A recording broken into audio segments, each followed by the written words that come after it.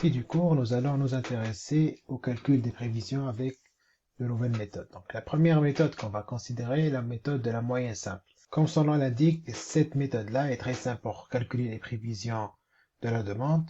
Elle consiste à regarder les demandes précédentes pour calculer une prévision. Prenons la formule. Donc, la formule elle dit que la prévision à la période t est égale aux sommes des demandes précédentes, c'est-à-dire de i égale 1 à t-1, le tout divisé par t-1.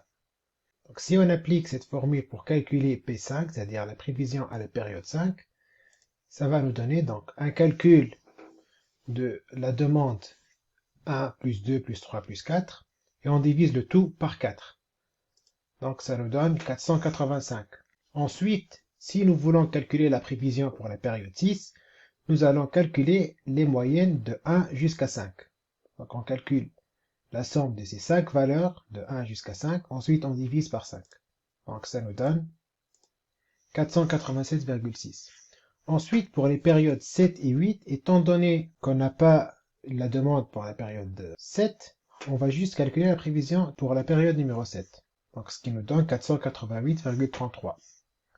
Ensuite, par la période 8, étant donné, comme je l'ai dit, donc on n'a pas une demande pour la période 7, on va juste supposer que la prévision de 8 est égale à la prévision de 7.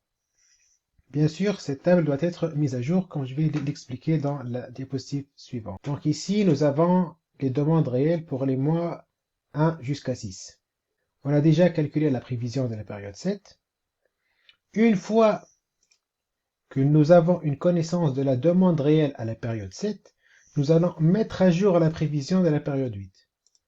Donc on va calculer la moyenne de 1 jusqu'à 7 pour trouver la prévision à la période 8.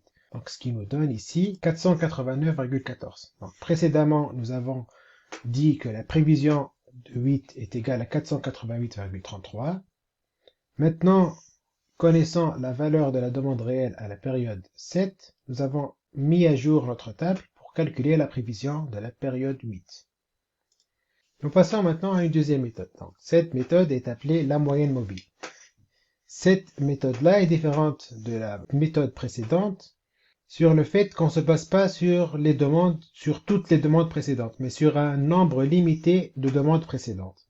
Donc je m'explique. La formule est dit de la prévision à la période t est égale à 1 sur n, donc ici c'est le nombre de périodes que nous allons considérer, multiplié par la somme des demandes de i égale 1 à n. Donc ce qui nous donne dt-1 plus dt-2 jusqu'à arriver à demande de t-n et on divise le tout par n. Donc prenons un exemple avec une moyenne mobile d'ordre 3, c'est-à-dire le n ici est égal à 3. On veut calculer la prévision pour la période 7. Le n est égal à 3, donc je vais considérer les 3 périodes précédentes à la période numéro 7. Donc je calcule la moyenne de ces 3 demandes pour trouver la prévision de la période 7. Ce qui nous donne 493 plus 498 plus 492, le tout divisé par 3. Donc ce qui nous donne 494,33.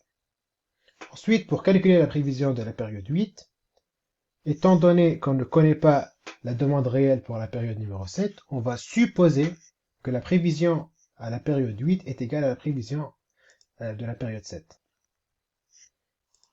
Maintenant, observons l'impact de n sur les prévisions à calculer.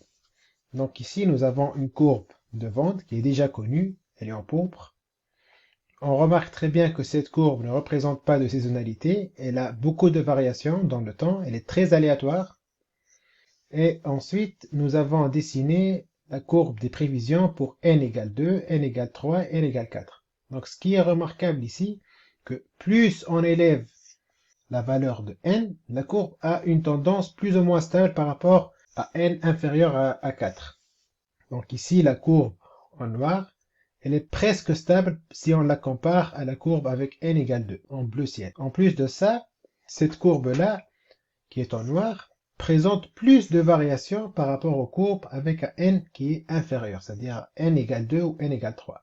Ici, on remarque qu'il y a beaucoup de variabilité, il y a plusieurs points de pic alors que pour les courbes qui sont en bleu, il y a moins de pics qu'on peut observer sur le graphique.